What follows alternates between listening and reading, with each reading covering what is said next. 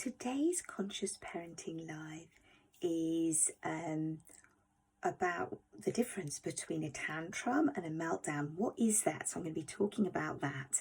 And over the next few weeks, I'm going to be sharing each week a session that is all around emotions at different ages and different angles, different ways of looking at it. So after you've watched this one, you can go and check out some of the others once they're out as well.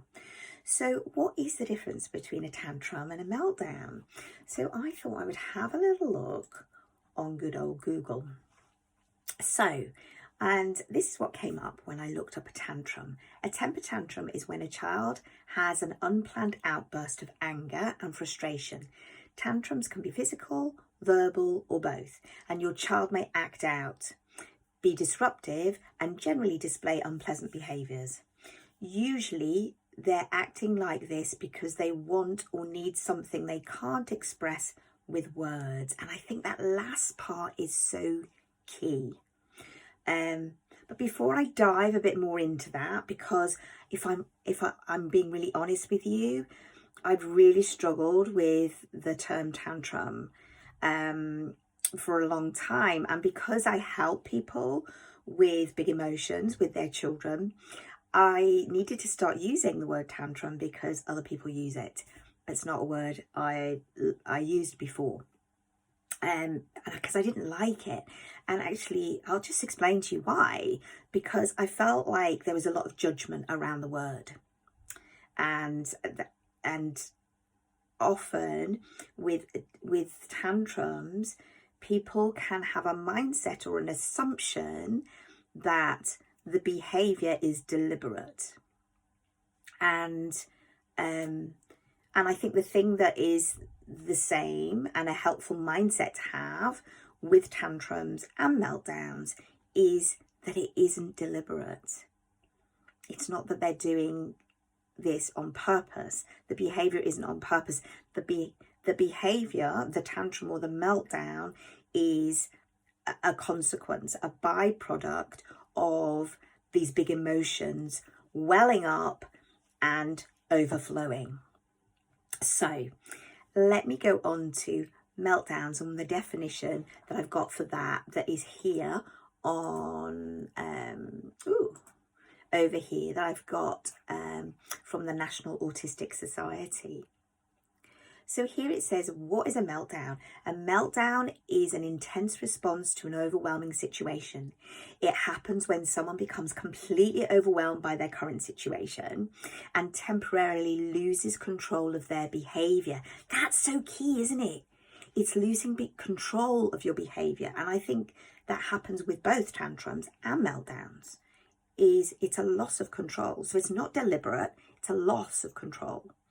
This loss of control can be expressed verbally, e.g. shouting, screaming, crying, physically, for example, kicking, lashing out, biting, or in both ways. Now, it also says on the National Autistic Society website, it says, many autistic people have meltdowns.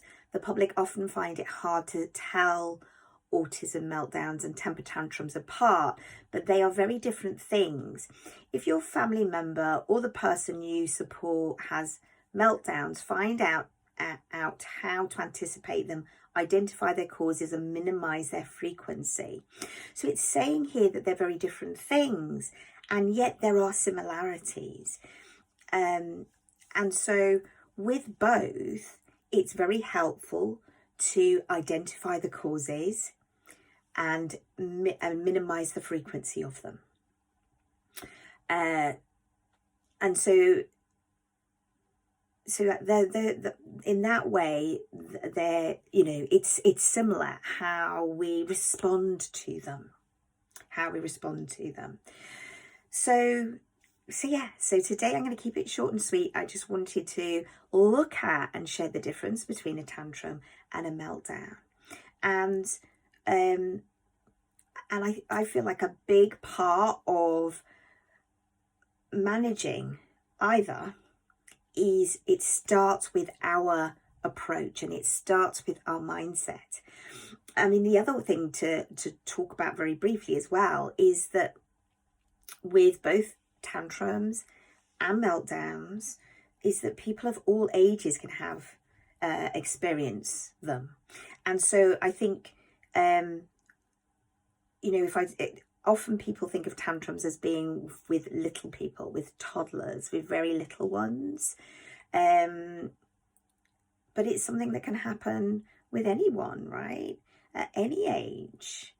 And it might be really prevalent there because language is our what's the word? I've lost my words. Expressing ourselves through language is more difficult when we're younger and we have less vocabulary and less facility with that. So that leads to these outbursts because of that frustration around communication and the anger that can come up and the frustration of not being understood, So, we do associate them with younger people, but they happen at any time through life. And having big emotions, experiencing big emotions, I prefer to, when I'm talking about tantrums and when I'm talking about meltdowns, to refer to big emotions. And I created a 4-step system for reducing those, minimizing, and dealing with them when they happen, or reducing the frequency of them. That is incredibly effective. And so I take people through that. So if that's something you're interested in and you want to find out about, have a look below to see when I'm doing my next live session of that, or there's access to that all the time, but I do it live in groups, or you can do it self-led or with some one-to-one support with me. I do a bundle, a managing emotions bundle for that, for those that are interested in that. So but the ages, so I just wanted to point out that it can happen. We have big emotions at all different ages. It's just when we're older, we get better at managing our emotions and navigating our emotions and expressing our emotions. Well, not everybody does. So it's not something, tantrums and meltdowns are not just for the young. Adults experience them as well. And we can experience them at any age. And the 4-step process that I have developed helps with people of all ages, and helps with partners as well, and what have you, and the adults in your life too. So so I wanted to share that today, and let me know how this landed with you today, and pop any comments below of what you see the difference of as being between tantrums and meltdowns. This is by no means a definitive guide at all, but I wanted to share my thoughts around this at the beginning of this series that I'm sharing with you. And like I say, I think the key element is for us to be really aware of how we view things, because people getting overwhelmed and having emotions bubbling up, it's unhelpful to see that as being deliberate rather than